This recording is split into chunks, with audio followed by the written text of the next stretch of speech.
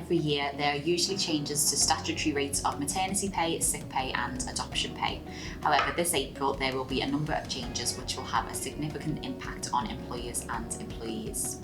In today's video, I'll be going over how these changes will affect your business.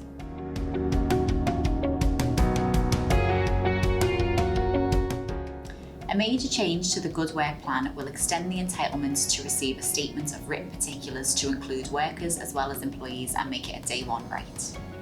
At present, employers have 2 months to provide employees with their statement of terms. However, from the 6th of April 2020, this will have to be provided on the first day. It is therefore important that employers have the contracts prepared in advance of the start date, but preferably at the point of offer.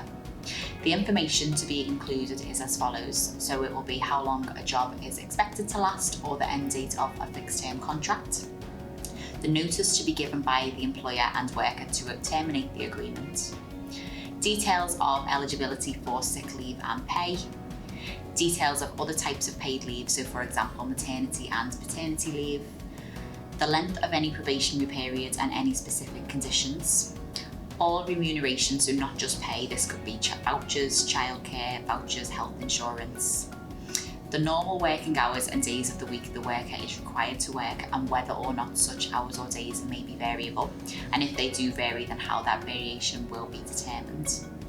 Details of any training entitlement given by the employer, so including who will pay for that training and whether that training is mandatory.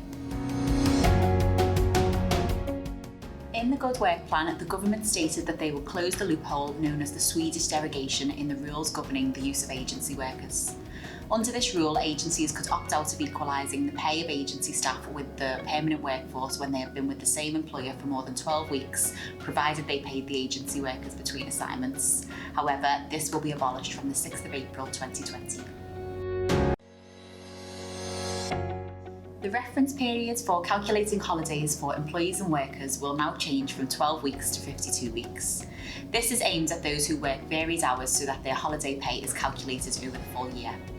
The reason for this is that if their work fluctuates and they have a great 6 months, which then declines due to a reduction in work, their holiday pay will reflect a full year as opposed to being based on the last quarter only.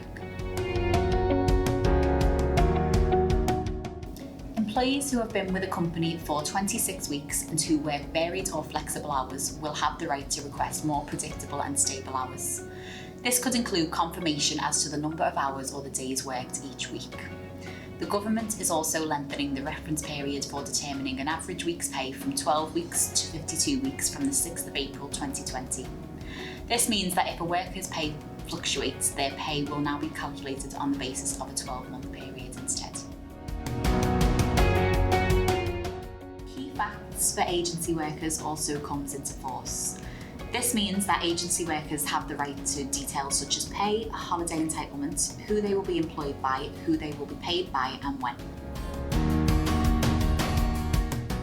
From the 6th of April 2020, employees who lose a child under the age of 18 or suffer a stillbirth from the 24th week of pregnancy has the right to 2 weeks leave as a day one employment right. This leave, which can be taken as one block or as 2 one-week blocks, will be paid at the same statutory rate as other family-friendly rights. Employed parents are already entitled as a day one right to take a reasonable amount of unpaid time off to deal with emergencies involving a dependent, including dealing with a dependent's death. There are recommendations that tribunals should become digital and that tribunal bundles should be available in an electronic format. A recommendation has also been made that judgment obtained through tribunals should be easier to enforce when employers have to pay the compensation awarded against them. It has also been proposed for penalty payments to be awarded if payments are not made within 28 days, which could be a further 50% of the original amount. Plans have been put in place to increase the number of additional penalties from 5,000 to 20,000, as well as recommendations for additional sanctions where employers are guilty of the same breaches. I hope you found this video useful. If you'd like any more information, please visit our website or give us a call on 0151 556 1975.